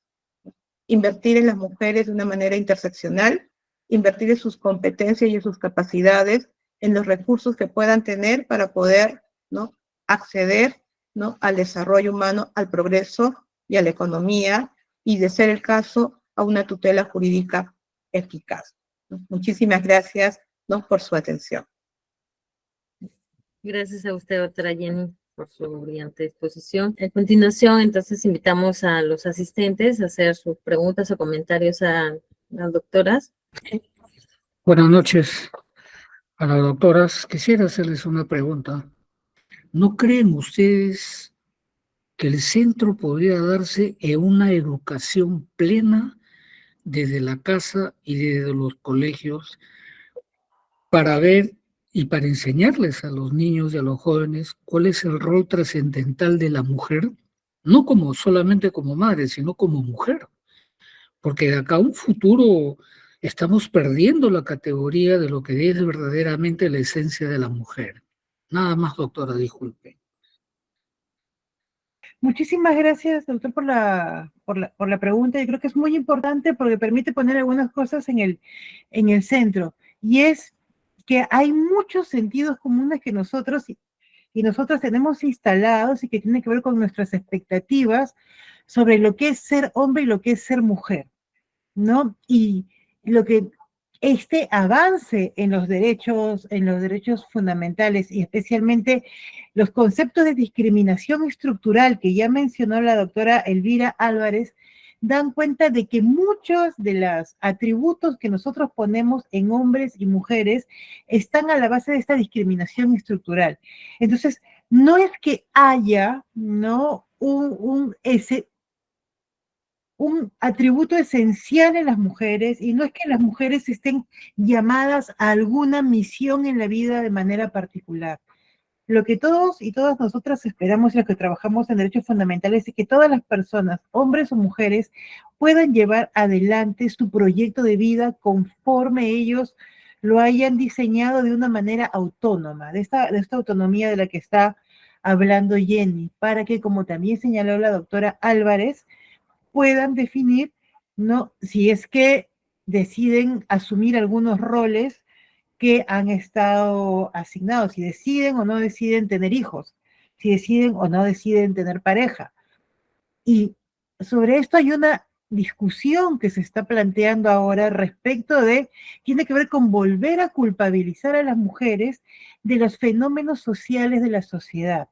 Por ejemplo, que hay mayor violencia, se dice, porque la mujer ha descuidado a los hijos y al cuidado, ¿no? Entonces, y esas son cosas que tenemos que empezar a deconstruir, porque en realidad el cuidado y el bienestar de los hijos no es algo que se le pueda atribuir específicamente a las mujeres, porque es parte de un entorno donde hay más personas responsables. Está el padre que tiene que asumir la parte que le toca y tiene esta comunidad, ¿no?, que acompaña a los cuidados.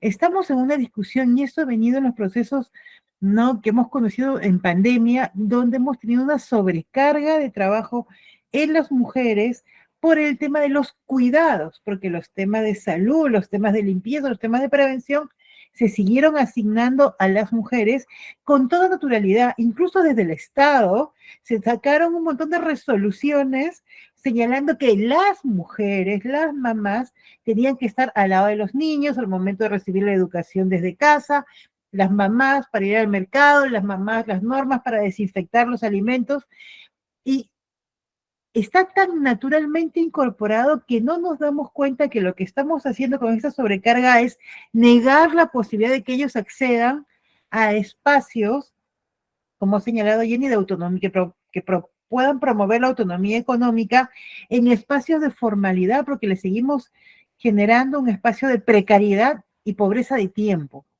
Entonces, todos y todas tenemos que empezar a cuestionar y a desestructurar en nuestras cabezas qué es lo que nosotros esperamos de los hombres y las mujeres, para poder verlos a ellos como sujetos de derechos de las elecciones que autónomamente tomen en la vida, ya sea a nivel de vida personal, vida profesional, en relaciones de pareja. Hay que nosotros trabajar para que todas las personas puedan tener las elecciones que estimen, y esto coincido con usted, hay que hacerlo desde la edad más temprana. Mientras más temprano nosotros podamos trabajar en la prevención de la discriminación y de la violencia contra las mujeres y de todas las personas que están en situación de subordinación, y mientras más rápido quitemos la asignación de los roles a hombres y mujeres en función a lo que nosotros esperamos por una sociedad que ya no da esta diferencia generando desventajas, bueno, mientras más pronto lo ataquemos, mejor será el desempeño que ellos puedan tener y las oportunidades que puedan tener en la sociedad. Espero no haber sido muy larga. A ver, me preguntes para que ¿algún proyecto para ese tema de violencia contra y los integrantes? Sí, hay muchos proyectos, en realidad hay muchísimos proyectos, incluso yo he trabajado y conozco el proyecto que trabaja Fe y Alegría de cerca, ¿no? Que trabaja programas preventivos, lúdicos, con niños de 6 a 9 años, ¿no? Para desincentivar las prácticas, ¿no? Que incorporan la prevención y la violencia desde la más temprana infancia, ¿no? Entonces, y esto va a ayudar a que estos niños y niñas puedan tener más herramientas para no instalar y generar relaciones asimétricas de poder con otros hombres, con otras mujeres hacia su adultez, ¿no? La idea es, y estos programas se acompañan de programas en la adolescencia, también en la secundaria, entonces ya llevan varios años, son programas que han sido premiados a nivel internacional, que tienen evidencia prometedora de que funcionan. Así que esperamos que estas iniciativas que ya se están llevando a cabo, que se sabe que funcionan, que llevan años trabajando, se puedan llegar, ¿no? A más colegios, ¿no? Y tengan los niños y niñas la oportunidad de bajar la cifra, porque imagínense, si no lo hacemos, 7 de cada 10 de esas hermosas niñas van a ser violentadas en algún momento de sus vidas, y lo más probable es que esos 7 de cada 10 hermosos niños se conviertan en agresores. Y es una tragedia será una tragedia que nosotras no hagamos algo para cambiar esas cifras. Sí, yo quería un poco agregar, Mari Carmen, muy bien, esto lo que dice el participante, ¿no? Hablaba esto del trabajo. A mí me parece que también hay que mirar este tema de las políticas públicas, de cómo armonizamos el ámbito laboral con el tema de familia, ¿no? Y ahí también es interesante el trabajo ya como padres y como madres que asumen estos roles laborales, esa armonización. Y lo otro, sí creo que es vital, ¿no? Empezar a edades tempranas, y los espacios, ¿no? Evidentemente son las escuelas, ¿no? Eso es vital, ¿no? En las escuelas, pero en una educación basada en relaciones simétricas, evidentemente, ¿no? Entonces, yo creo que eso es vital, es algo pendiente, ¿no? Que hay que ir fortaleciendo, ¿no? Yo creo que la reflexión por la pregunta está dada en el sentido, sí, pues, mujeres trabajando, hombres trabajando, ¿no? Niños en las escuelas, ¿cómo hacemos, ¿no? Con respecto a esta situación que es ya la consecuencia de algo que no se ha ido desarrollando adecuadamente, ¿no? Sí, Mari Carmen, te escuchamos. Yo les voy a contar algo. Miren, hace 5.000 años, ¿no?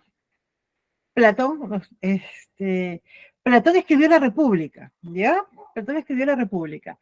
Y en el libro 3, cuando él habla de los gobernantes, para que vean, o sea, esto es un pensamiento antiguo, Platón indicó que no había ninguna razón para que las mujeres no fueran gobernantes, que la única diferencia que había entre hombres y mujeres era el tiempo que las mujeres estaban embarazadas, y eran unos meses respecto de toda su vida, y que al final el niño o la niña no era niño o niña de la madre, era niño de la comunidad, y que era responsabilidad de la comunidad proveer los espacios y los servicios para que esos niños sean bien educados y bien criados, porque finalmente, y eso también es una teoría muy, muy platónica, había como personas que tenían competencias oro para ser gobernantes, plata para ser guerreros, y otros como bronce para hacer oficios, y no podías darte el lujo de perder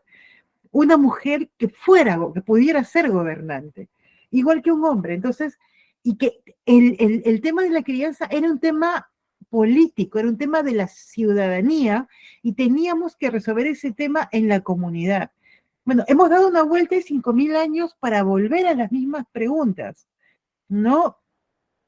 ¿Cómo nos organizamos para garantizar que como seres humanos nos podamos desarrollar y que esto, que es un bien para toda la sociedad, de seguirnos reproduciendo y existiendo, ¿no? Sea hecho con todo el cuidado y el respeto que se necesita, sin que esto afecte las expectativas, ¿no? de las personas. Hay que decir que en gerencia pública, por ejemplo, una cosa que hacen en países europeos es que cuando las directivas tienen hijos y están dirigiendo empresas o entidades públicas muy grandes, lo que hacen es, mientras el niño nace, cuando tienen cierta edad, las mandan a dirigir, les piden, las reasignan a entidades más chicas, para que puedan ellas no tener la demanda que suelen tener en otras entidades y para que puedan poder hacer el proceso de crianza de manera más tranquila. O sea, pero hay políticas públicas para no perder a las gestoras públicas más importantes. Entonces, es cuestión de darnos la oportunidad de pensar cómo hacemos, no cómo aprovechamos el talento de la mitad del mundo, las mujeres somos la mitad, cómo aprovechamos este talento, el talento de la mitad del mundo para el desarrollo y para que seamos cada vez mejores comunidades, y cómo hacemos que los cuidados sean una responsabilidad que no solo recaigan en ellas, sino que pueda ser compartida. No teniendo más preguntas, damos por terminado este magnífico evento académico, agradeciendo en nombre del doctor José Antonio Neira Flores, muy agradecidas por la colaboración de Faja Lima.